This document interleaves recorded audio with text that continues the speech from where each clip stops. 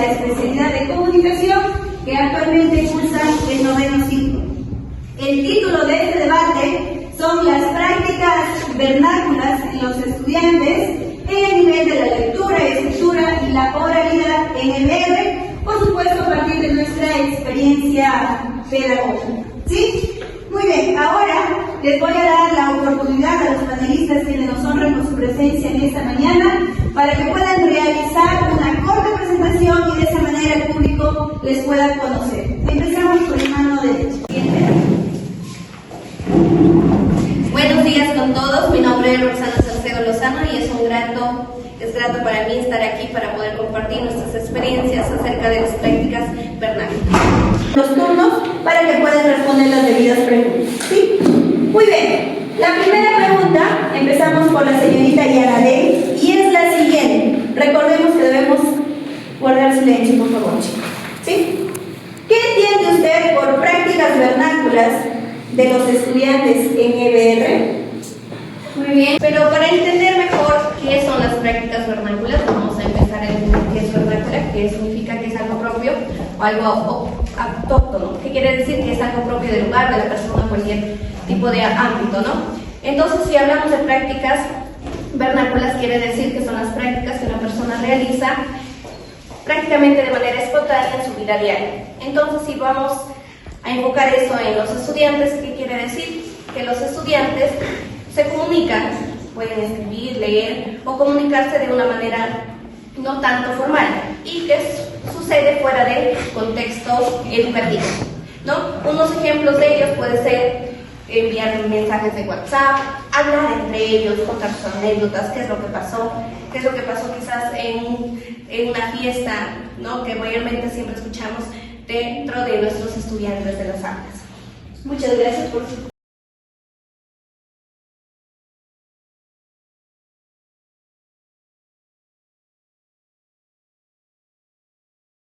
Existen diferentes formas de comunicarse los estudiantes, ¿no? Y podemos ver una clara diferencia entre ellos, entre su vida diaria y en el aula. En la vida diaria, mayormente los estudiantes lo que predomina es la comunicación digital. Siempre están con el celular, siempre no comunicarse con los amigos, con la familia, con su entorno social. Y dentro del aula, para verificar esas prácticas vernáculas, mayormente pasa en las horas de recreo, ¿no? Siempre escuchamos, por ejemplo, cuando están jugando partido de fútbol, escuchamos cualquier palabra propia de nuestra comunidad, cualquier tipo de palabras que puedes decir te fuiste de cara, ¿no? Por ejemplo, y entonces esas palabras que ellos utilizan mayormente se predomina a la hora de recreo, también cuentan sus anécdotas, porque dentro del aula, si bien es cierto, a veces no mucho se presenta porque es algo formal, pero también podemos visualizar cuando se distraen y pueden contar una anécdota, un chiste entre ellos, ¿no? Y cuando mayormente sucede cuando trabajamos en equipo. Muchas gracias por de manera positiva y no se llega a extremos tampoco, ¿no?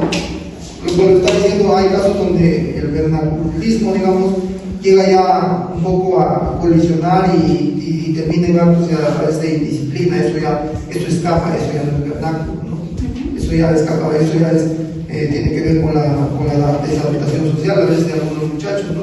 Eso escuchan los comentarios de ustedes, ¿no? Que hacen su práctica y dicen, uy, me ha tocado un salón. Este salón muy tranquilo, pero el otro salón terrible, dicen, o sea, eso, y qué vernáculo ahí, hay una manera de vernáculo, ¿no?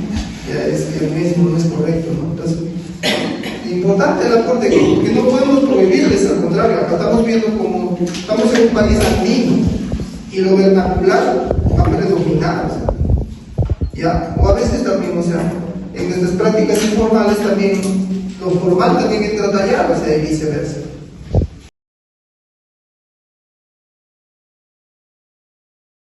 Comunicativo no solamente que el estudiante conozca sobre el lenguaje, que sea la ortografía, la gramática, la semántica, sino también que debe comunicarse según el contexto, ¿no? Y según el contexto también tenemos ahí a Himes, que nos dice de que el estudiante quiere saber con quién, cómo y cuándo comunicar. Y esto quiere decir que el estudiante se va a saber comunicar de acuerdo a con quién está hablando, en qué contexto está con amigos, si se quiere ir a un profesor o a un docente. Entonces, quiere decir, hay que ver de qué manera nosotros podemos fortalecer mayormente estas competencia comunicativa de acuerdo al contexto, porque recordemos que es parte de la identidad del estudiante. Siempre va a depender o está de manera influida directamente del contexto social en el que nos encontramos. Y sabemos que vivimos obviamente en Perú y sabemos que nuestro lenguaje a nivel internacional está conocido por hacer el uso de jergas. Y siempre escuchamos, ¿no? Esta zanahoria, ¿qué zanahoria eres? Dice que eres sano, ¿no? Inocente. Dice, está chao, qué chao, ¿no? O dice, esta papayita, dice, no, que está demasiado fácil. Entonces, dice, qué palta, también dice, qué vergüenza. Y esas jergas dentro, que a nivel internacional nosotros en Perú también escuchamos dentro de las aulas por parte de los estudiantes. Muy bien, ¿alguien más?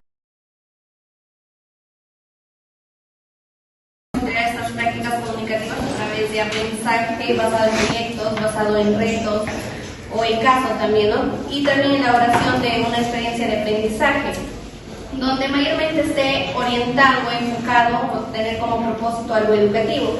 Por ejemplo, elaboración de podcasts, tenemos videos educativos, infografías, blogs o hasta crear un hipertexto que mayormente se vincula con hipervínculos, ¿no? Con los vínculos de un texto lleva a otros textos. También podemos realizar memes con fines pedagógicos y también publicaciones a través de resúmenes de una obra, resúmenes de una biografía de un autor, algo que esté orientado con dentro del curso que nosotros enseñamos.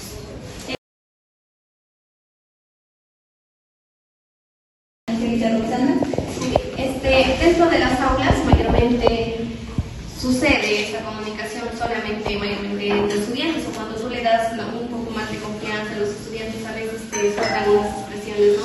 Parecidas. Por ejemplo, escuché entre compañeros, no solamente sucede dentro de recreo, sino también dentro de la propia clase, le dicen, estás landosa, ¿no? Que es una palabra que prácticamente estamos mezclando el quechua, ¿no? Y también forma parte de lo vernacular. Dice, estás landosa, le dice, peínate. Entonces, le escuchan, ¿no? He utilizado, súbete la falda está más subida y dice, bájate, estás jalada, le dice, ¿no? Escucha esas palabras, ¿no? Y también forma parte de esa identidad, ¿no? También he utilizado palabras como dice los modismos, ¿no? Que está de moda. Y hace tiempo yo, por ejemplo, había escuchado, ya no escuchaba manchas, cuando dice la captas, la manchas, y también utilizaban mañana también he utilizado la palabra también literal, dice, te tiraste un facto. Entonces, todas esas palabras que están dentro de las redes sociales, que mayormente encuentran eso, lo utilizan en ese ámbito educativo, ¿no? Pero no de una manera para ustedes, sino para comunicarse entre ellos. ¿Qué es lo que podemos hacer? En realidad existe una estrategia que es la reescritura creativa, que para que un estudiante no sea cansado, podemos fragmentarlo y hacer lo que ellos hacen, que es prácticamente su trabajo digital, porque ellos crean memes, hacen memes, usan la IA. Entonces podemos hacer de que lo que están leyendo lo pueden transformar en un recurso digital. Entonces estamos tanto fortaleciendo la competencia de leer, porque van a leer el texto, pero en parte, ¿no? Y luego al final podemos, a través de que cada una su reescritura creativa, podemos prácticamente ver todo el texto en resumen, ¿no? Y podría ser como no se hace en una clase, porque prácticamente un texto, una obra no se trabaja en una clase por nuestras horas pedagógicas, pero podemos hacerlo como una experiencia, ¿no? Como una experiencia, claro, como una experiencia o un caso para que se pueda realizar en una unidad, por ejemplo. Entonces, cada clase vemos un fragmento y de acuerdo a sus obviamente talento, habilidad digital, lo podemos hacer para que ellos sea más creativo y más llamativo. Podemos integrar esas prácticas vernaculares a nuestro contexto educativo, pero sin perder ese objetivo pedagógico que nosotros debemos querer o necesitamos obtener, ¿no? Uno de ellos es prácticamente la escritura formal, ¿no? Ya dijimos que es las abreviaturas, pero debemos decirles cuándo utilizar, en qué texto y en qué contexto o con quiénes pueden utilizarlo y con quiénes no. No por ello estamos, de repente una carta, una solicitud al director, podemos decir que es algo que no es la manera adecuada, ¿no? También está de la forma que nosotros debemos orientar a los estudiantes, ya que están inmersos en esa era digital que estamos ahora.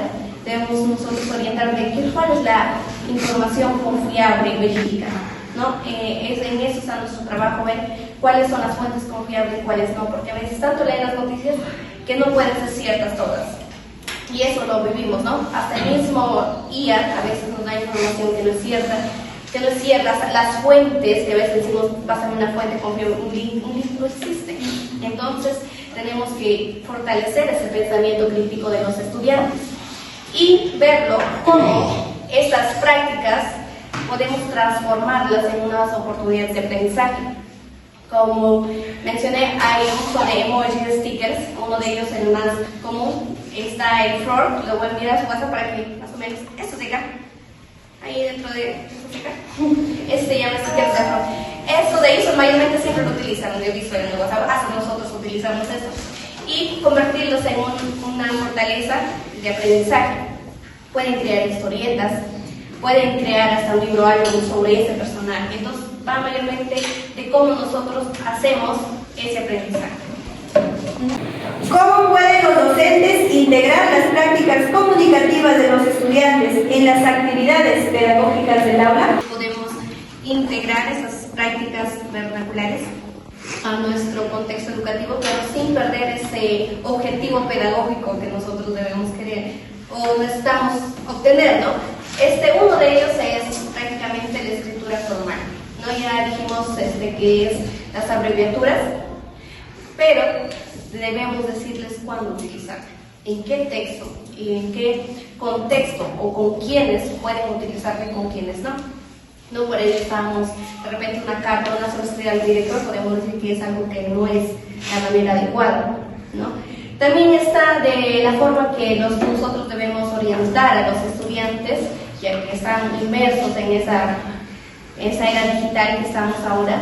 Debemos nosotros orientar de cuál es la información confiable y verídica, ¿no? En eso está nuestro trabajo, ver cuáles son las fuentes confiables y cuáles no, porque a veces tanto leen las noticias que no pueden ser ciertas todas.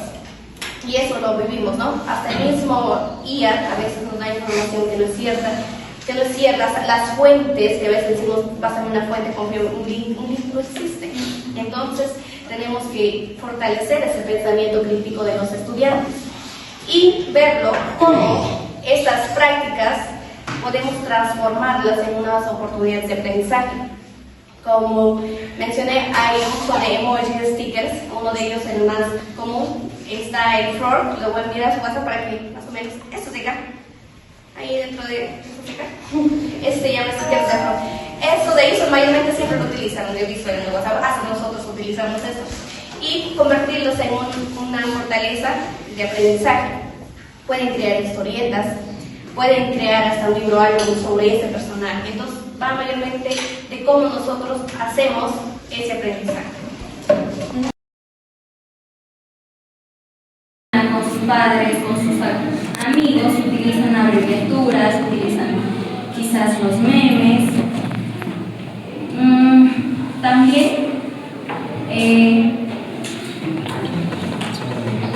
podemos acotar que los estudiantes se expresan de varias maneras, ya que utilizan diversas abreviaturas, como por ejemplo literal, o de acuerdo a su contexto de su comunidad, del cual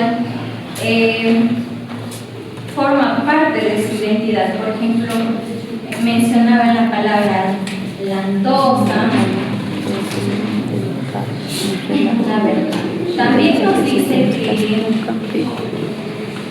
que utilizan jergas juveniles, las cuales en muchas ocasiones quizás los adultos no pueden entenderlo. Por ejemplo, las palabras chipear, papayita, que palta, mencionaba su compañera. En cuanto a la lectura, ya no tienen una lectura, digamos, buena, ya que no acostumbran a leer obras largas, sino que leen resúmenes, escuchan audiolibros, Por otro lado, también utilizan la inteligencia artificial para resumir quizás una obra.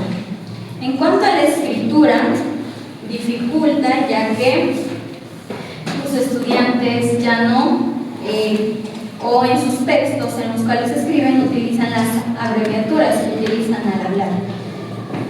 Pero por otro lado también hubo una parte muy importante de sus ideas, el cual decía que los estudiantes en sus textos escritos académicos no utilizan la ortografía y los signos de puntuación, ya que quizás en las redes sociales no utilizan ese tipo de ortografías, signos, pero un punto muy importante que dio un ponente fue que al teléfono se lo puede adaptar de acuerdo a las necesidades, no nos puede ganar. Ya. Y por lo tanto, en cuanto a las estrategias, el docente debe adaptarse a las estrategias o a las formas de habla vernáculas y realizar actividades de aprendizaje de acuerdo a sus necesidades de los estudiantes. Por ejemplo, se debe contextualizar los aprendizajes, en el caso, por ejemplo, utilizando un chat de WhatsApp y que ellos corrijan quizás la escritura, ¿cierto? Utilizar memes también para trabajar el tema de las inferencias, usar audios, la música, quizás palabras también parte de su contexto. Y también el estudiante, por supuesto, debe construir su propio aprendizaje y el docente tiene la labor de mediar. Muy bien, un fuerte aplauso para